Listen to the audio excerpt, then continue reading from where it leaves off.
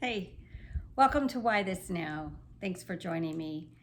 Why This Now is a safe space to talk about current life challenges and struggles and crisis. And what I like to do is be able to give you some tips and strategies to work through a lot of these. And I appreciate your comments, your like, share, and your subscribe to my video channel here on YouTube. That would be awesome. Thank you. My name is Jane Duffy. If you don't already know that, I do have an intro video if you'd rather just click over to that and watch that. But this channel started out of a time in my life where it was time for me to make some health considerations and change my career. So in arguing with what was going on with myself, and then also arguing with God, what do I do? Why am I doing this now? Why this now? I don't want to do this now. I want to finish my career. And he had other ideas. So in talking to friends through these challenges, which I talk about, talking to your village that you have that supports you in your life, they were all the same story I kept getting was, you need to find a platform to share encouragement and be there and talk about life's challenges in an honest and transparent way, because that's my style. I've always loved encouraging people, so I hope you'll find encouragement here. Today, I want to take just a little bit of a lighthearted change in direction. There are still some challenges in this topic today, but we're going to be talking about the holidays. Holidays coming up. We are in holiday season mode, and I want to make sure that you are choosing strategies and tips that work for your life. I'll give you some examples of what works for mine, and hopefully some will work for you, but so that you don't have holidays with the D-A-Z-E at the end of holidays, that you really enjoy the season. So I hope you'll enjoy this. Maybe get a piece of paper and jot down some ideas as we are working through this today. So this year, we are trying to move more towards our new normal, still continuing.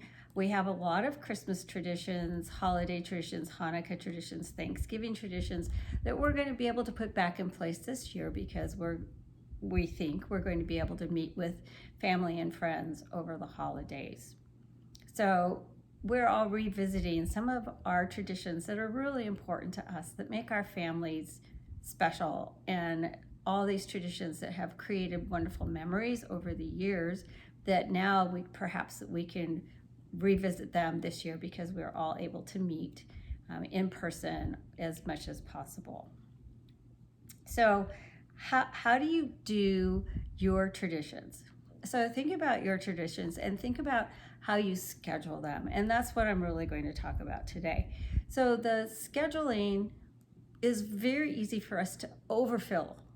There's no problem with, yes, I'll do that. Yes, let's do that. Oh, yes, oh, that sounds good. That sounds good. And then pretty soon you are overbooked. And so what my first strategy is that I like to do is I start at the very next holiday, and so that would be Thanksgiving for us.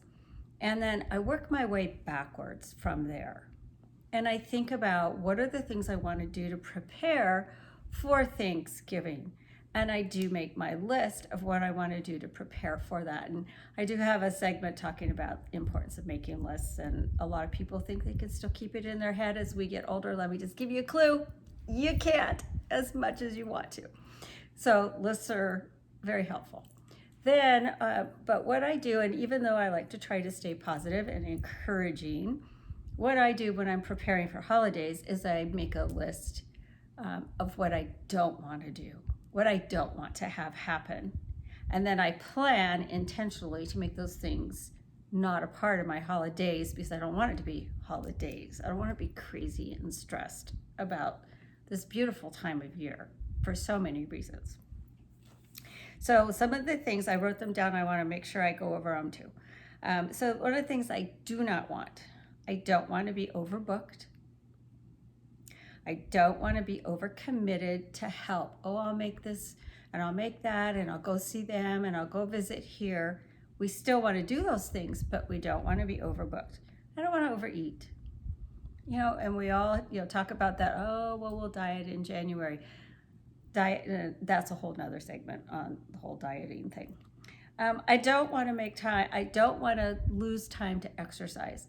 And it's kind of funny because, and I left my tank top on that I work out in on purpose to remind me to mention that this was a day, this is my day off today from my other job, that I had all these plans, and today was a day of interruptions. We have those days where we have all these things we want to do, and then interruptions come in, and it's been all right to be interrupted because these things needed to happen today, but they were not planned for. And so I still have my workout tank top on because I am going to go lift weights when we're done here.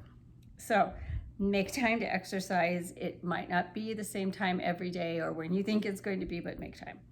And then not to make time to focus on Jesus. For me, that is where my peace and my groundedness and my centered for my spirit comes from.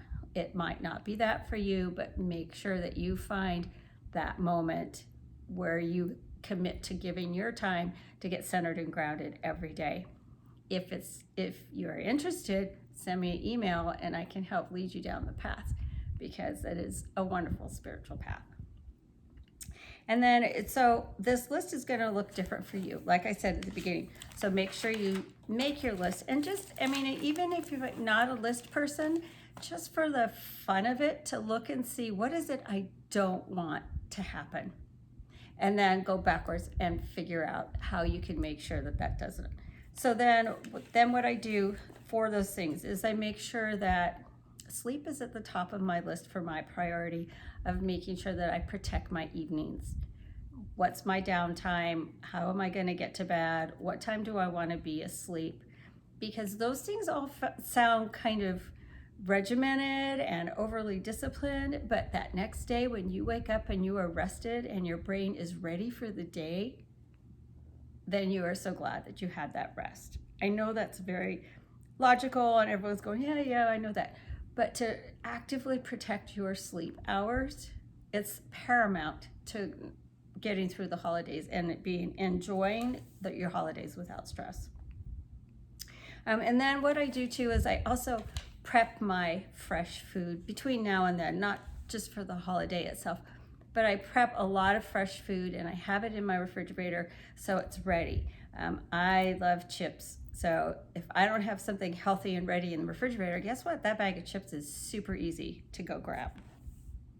And then the exercise. Exercising in small amounts. If you can't get to the gym, go for a walk, ride your bike, do some stretching, do some crazy dancing. You can find all kinds of things on YouTube. Zumba is one of my favorites to work on for dancing. But just find that 10, 15 minutes, it doesn't have to be your normal regime. If you can get into your normal regime, great. If you can't, that has to be okay too. Because what we're trying to do is prepare our bodies and our minds and our spirits to move into the holidays so that we can be joyful. And then pick a place every day, doesn't have to be the same time, to have your grounded time. If you're reading your Bible, you're doing your meditation, you're doing your yoga, whatever that is, or combine all of them together. But have that place in your home. Not necessarily the same time, because our time sometimes cannot be protected. We try to, but sometimes we can't. And then, so as you get closer to the holidays, start planning your menu. Plan how you're going to entertain, who you're going to entertain. Give yourself extra time for decorating.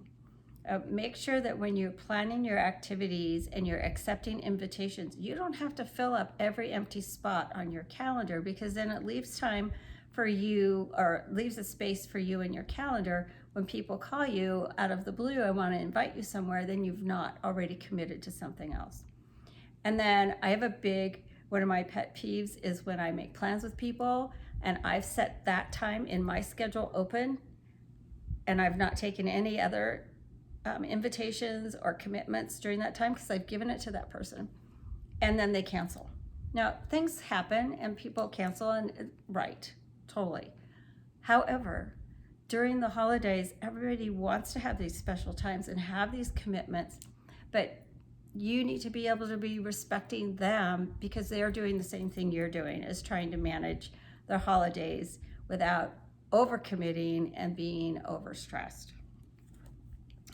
And then when you have your calendar, I don't have kids at home, so it's my husband and I now, but when you are sharing your calendar and your activities and you're talking about it with everybody, and ask people that are involved with that with you to be involved with the planning. And are you willing to commit to this? Is this something that sounds good to you? We're going to do this as a family, just so you know this is what's coming up, so that they feel like they're participating, and they will have that buy-in of making sure that they are ready and they're emotionally and physically ready to participate in the activities, and have the warning to prepare to work with that into their calendars too. Everyone's calendar is busy. Even if you have children, they are busy, and that's so much stimulation during the holidays. That's a whole nother segment too. So then lastly, when you are making your commitments to help, there are so many places that we can help during the holidays, and I do encourage that. And when you're talking to your family, decide where you want to help, how much time you're going to commit to do that, and schedule that in. We can overcommit easily to helping because there are so many wonderful charities and opportunities this time of year to help. So as a family, you can discuss it, or just with you and your other significant other, or if you are on your own, to make a commitment, but you're not to overcommit. As you plan and you prepare for this time, make sure that you are focusing on what's important to you about the holidays. For our family, joy, peace, and hope of the season is what it's all about. And yes, we love the presents, and I'll be the first one to say we go over the top for presents for people in our family, but that's part of what we like to do. But I do want to encourage you to find that space to make the plans, to make sure that you are experiencing the joy, the peace, and the hope of the season. And that is always one of my most favorite taglines, and that's why I close with saying, in your Why This Now, I wish you